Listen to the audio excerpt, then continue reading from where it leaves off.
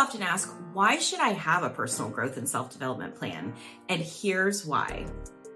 If you're just tuning into my channel, my name is Dr. Erica Steele. I'm a holistic doctor in family practice. I have 6 degrees in my field and they're all in the natural healthcare space. And I'm here to teach you how to live your life holistically. So now that we've got through that, what a personal growth and self-development plan is and why you should have it is really an essence of what it is you want to create in your life. So some things to remember.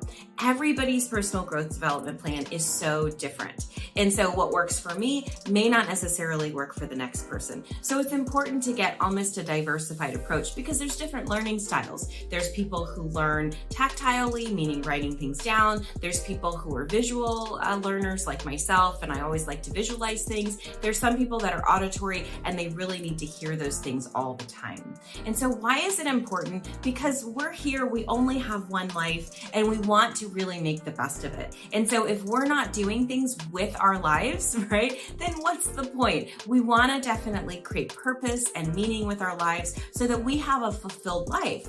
Most of the time, a lot of people, especially women, they get their upliftment through having children. Well, nowadays, women are having less and less children. Why is that? Because cost and raising a child and sometimes raising a child by yourself can be really challenging. And so if we want to have true purpose, we want to make sure that we're filling that with something, right? So we want to create things. We want to bring things into life.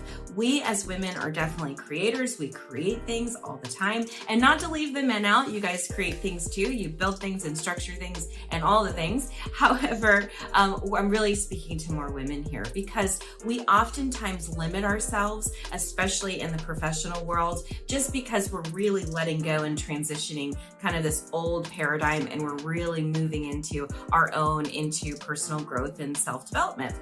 And so I really want to be able to give you the tools so that you can optimize. And even if you have children, if you want to be the best parent ever and you want to optimize that, I know for me, when I became a mom, I felt like I knew nothing about it. And so that was my goal for quite some time, was really learning how to cultivate and be the best mom possible. And then obviously infusing my career in there, and then also teaching my daughter all the things about professionalism. So you really can have it all in this day and age as long as you have a plan. And so I tend to bracket my personal growth and self-development plan. I have a health plan, I have a professional plan, I have a relationship plan, and then obviously I have a parenting plan. Although it's changed because my daughter's an adult now, believe it or not. So here's the thing. We really want to make sure that you have a good structure. So if you're investing in yourself in one of our personal growth development plans, we've already done the structure for you. But let's say you don't want to do that right now and you just want to do it yourself. So here are some of the tools that you'll need. You'll definitely need a journal. I recommend that you use a journal that is just dedicated to your personal growth development plan. And the first thing you want to do is just data dump. Write everything down that you want to do. So write it all the desires you have, all the goals, all the dreams, all the visions, write it all down. And then you're going to get it organized in terms of what are the priorities. So for me right now, a relationship is not necessarily a priority, but getting myself to my financial goals and getting myself to my business goals is more of a priority. Once I tackle that and I accomplish that, then maybe I can move over to a relationship goal. You don't have to do that, but I tend to recommend you focusing on one channel at a time. Like if your health is the first thing, definitely stabilize that first, because without your health, of course, you're not going to have the professional goals and then the relationship goals. So really choose one of the areas that you feel like is the most important and focus on that. Now you're going to write down all the different things that need to be done in that area. So I will data dump pretty much once a week. I'll go in and I'll write everything down that I need to get accomplished to be able to move forward. Pretty much everything that's top of mind. And then what I'll do is I'll go through and I'll bucket it in days. So I'll say, okay, Monday, I'm going to do all the human resources. I'm going to have all my manager meetings. Tuesday, I'm going to look at my finances and I'm going to pay all my bills. Wednesday, I'm going to catch up. Thursday, I'm going to do marketing, so I'm going to record these great videos. Friday, I'm going to catch up for the marketing. And then maybe over the weekend, I'll do some, writing some emails and maybe some blogging and various different things. So I try to bracket my time so it's most efficient.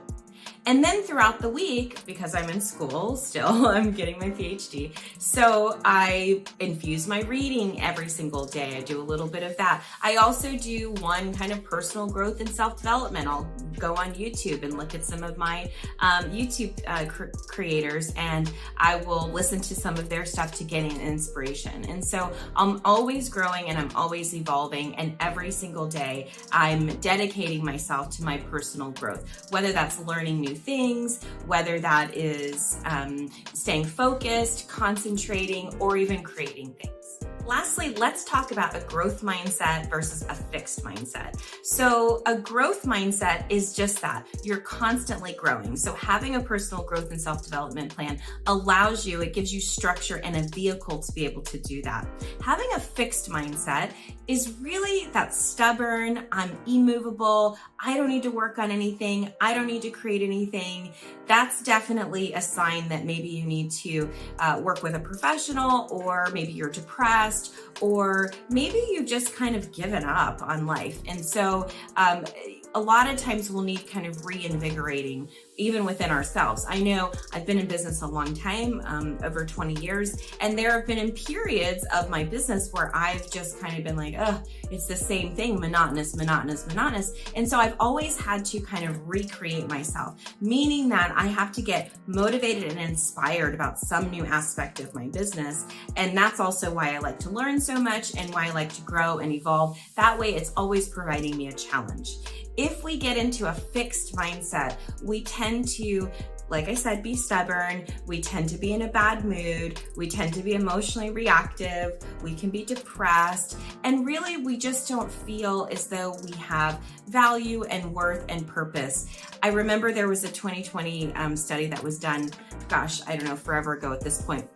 And they studied all these people who lived over 100, and they all had different lifestyle habits. Like some people drank, some people smoked, some people whatever, didn't really ate red meat every day. The one thing that they all had in common was they had a purpose. So every single day they woke up and they had a purpose. And so I believe the key to longevity is truly having a purpose, and a personal growth and self-development plan can surely help you achieve that. If you have any questions, comments, concerns, please drop them in the comments below. And as always, subscribe, like, and share. We are so excited to have you here.